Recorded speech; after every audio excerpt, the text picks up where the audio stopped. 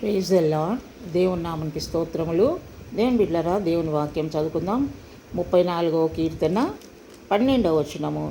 చెడ్డ మాటలు పలకకుండా నీ నాలుకను, కపటమైన మాటలు పలకకుండా నీ పెదవులను కాచుకొనుము. పరిశుద్ధాత్మ దేవుడు ఈ సమయంలో మనతో మాట్లాడుచు మనల్ని హెచ్చరిస్తున్నటువంటి మాట, దేవుని బిడ్డ, చెడ్డ మాటలు పలకకుండా నాలుకను కంట్రోల్ చేసుకోవాలంట. నువ్వు ఎంత ప్రార్థన చేసి మరి ఎంత దేవుని పాటలు పాడుకొని ఆఖరికి నువ్వు మనుషులు నిన్ను రెచ్చగొట్టినప్పుడు ఏదో ఒకటి మన సైతానుడు మనుషులలో దూరి రెచ్చగొడుతూ ఉంటాడు.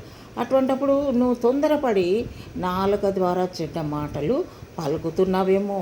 కానీ జాగ్రత్త, ప్రార్థన చేసిన నాలుకతో చెడ్డ మాటలు మనము పలకకూడదు. దేవుని బిడ్డలారా, కపటమైన మాటలు పలకకుండా పెదవులను కాచుకోనము. కపటమైన మాటలు అనగా దేవుని బిడ్డలారా, వేరే వాళ్ళ విషయంలో మరి అనవసరంగా చెడు ఆలోచన చేసి చెడు తలంపుల చేత చెడుగా వాళ్ళ గురించి మనం మాట్లాడుకోవడము తప్పు.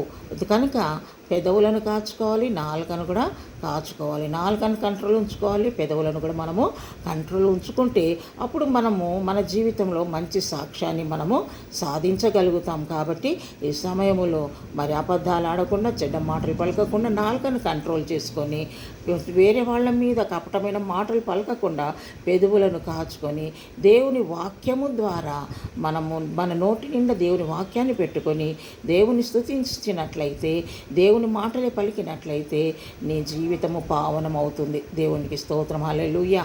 కనుక ప్రభుని అడుగుదాం, ప్రభువా, నా నాలుక మీద చెడ్డ మాటలు రావద్దు, నా పెదవుల మీద కపటమైన మాటలు రాకుండా నీవు నాకు సహాయం చేయమని ప్రభుని అడుగుదాం. దేవుడి కొద్ది మాటలు దీవించునుగాక.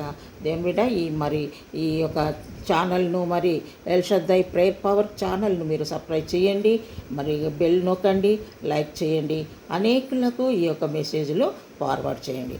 దేవుడు మిమ్మల్ని దీవించునుగాక. Praise the lord.